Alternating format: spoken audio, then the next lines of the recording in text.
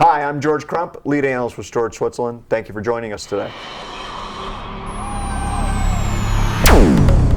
One of the things we're seeing in the data center from the storage perspective is we're moving quickly toward a very flash-heavy environment, either all-flash arrays or hybrid arrays with a lot of flash. And what that means is the slowest part of the network now is the fastest, the storage media. We have memory instead of hard drives.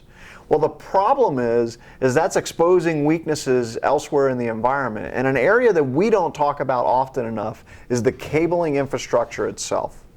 To help me with that conversation, I've asked Kevin Ehringer. He's the CTO and founder of Data Center Systems. Kevin, thanks for joining us today. Thank you for having me. So, you guys are the experts in this space. That's why I'm really glad you're here, because I think storage guys, all we think about is the storage end, and we don't worry about the rest of the stuff. But there's a lot of things to be concerned about here, isn't there? Yes, sir. And this is especially as we go to the faster speeds, right? 16 gig fiber channel, I guess 40 gig Ethernet, any stuff that's faster. I know a term you guys like to use a lot is light loss. That starts to become an issue, right? Well, link loss. Link loss, right. Exactly. And what link loss budget is, it's how much signal you can drop from a director to a storage device or a director to a server. Okay, and so what's the recommended loss for this type of environment? What do you typically see? Well, the standards say that the T11 standards say that at 16 gig fiber channel, you can only have 1.9 of total link loss from a director, from active device to active device. Okay. And of that, only 1.5 can be mated pair loss. In other words, where the connectors are touching one another. Okay. And so active device to active device, in the diagram we have here, that would be the SAN to the director, is yes, that correct? The storage device to the director. Okay. So show me some problem areas where you tend to see problems, because I think what we've drawn up here is sort of a basic diagram of a typical infrastructure. What are some of the challenges that you guys see in terms of keeping the qualities of the signal together? Well, what happens is that a lot of times that there's network folks involved in the design, and they take an MTP cassette approach, which works great up to a certain point, but the link loss, the additional loss that an MTP cassettes bring into this solution is the primary concern that takes us over the limit. And so really what it sounds like to me is that we're trying to apply sort of a network mindset to a storage problem. Is that fair? Yes, we're trying to apply, in the past some have tried to apply a LAN campus environment with products and trying to make that fit into a data center environment, especially for the SAN and mainframe environments. And to me, that's like a square peg in a round hole. Okay.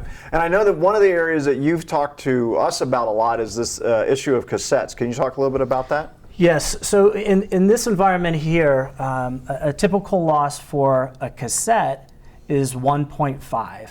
You have an MTP on the back of the cassette and an LC on the front of the cassette. So in this typical configuration, you have a half a dB loss at each of the cassettes at the central access point, or the MDF, as some network folks would call it, as well as a half a dB out at the zone. Okay. And then here, underneath the director class switch, is an MTP to MTP patch panel, and that is a 0.35. Okay. So if I do the math on that, I think we're coming up with a problem right away, right? Yes, like I mentioned before, 1.5 mated pair is the maximum loss that you can have from all the connections point. So obviously you can do the math. We have one connection point where it's just the MTP to MTP, which is 0.35. And then we have three at a half a dB. So obviously this equals 1.5 plus 0.35, 1.85. So we're already over spec right there. And I guess that one of the challenges that we see from a storage guy's perspective here is this type of failure. I guess it could be total, but a lot of times it's just things aren't going as fast as they should, right? Well, a lot of times what happens is it'll work for a while, but then eventually you could start having some bitrate errors, and the spec says 1.5 mated pair loss. So it could work for a while, and then it goes on the blink.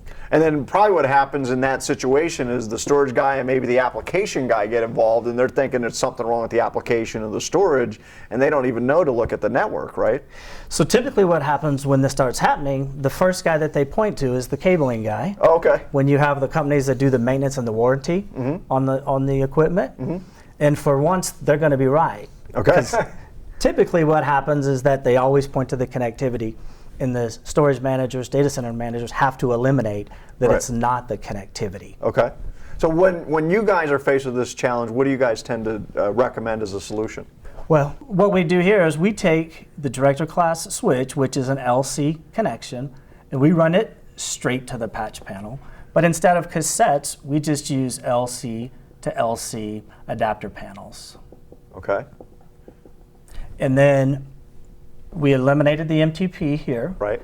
And then, so you have a LC to LC here, as well as an LC to LC here. So in each of these, then we're eliminating the cassettes all the way through. Yes, we're eliminating the 3 MTP Okay.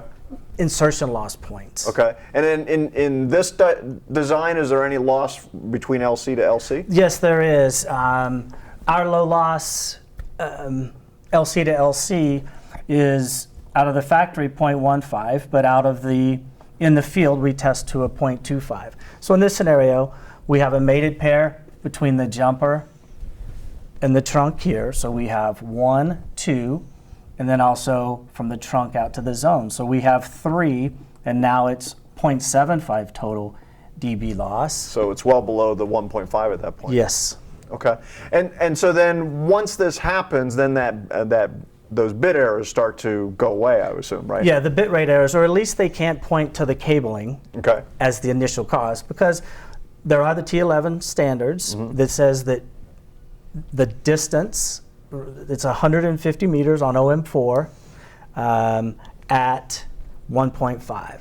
Okay. So you can quickly tell the warranty and maintenance company it's not the connectivity. So let's kind of end with this. If I'm a storage guy and I'm in an environment that has a bunch of cassettes, does it make immediate sense for me to look at light loss there and see if it's an issue?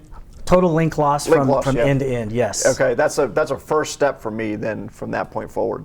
And then that would be looking at the cassettes and things like that to make sure that those are, I mean, I guess you can have some number of them, but once you have too many, you have too much loss. Depending on the length, you're exactly right. Okay, and then my assumption is that this really manifests itself as we start to push higher and higher speeds, right? Yes. In an 8 gig or a 4 gig world, we probably wouldn't have seen this, right? That's exactly right. At 8 gig, the total loss from active equipment to active equipment is 2.6. Oh wow, so that's significant over as there. opposed to 1.9 total loss. Right. Exactly. That's a big difference then. Yes. And so as we get up in 16, I'm assuming 32, it gets even harder. Yes, right? it does. Okay.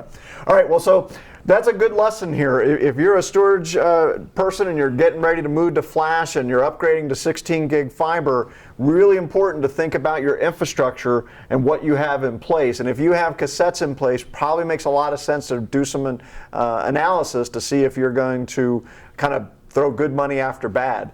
So if that's the case, probably looking at more of this LC to LC connectivity is a good idea. So Kevin, thank you for joining us today. Thank you.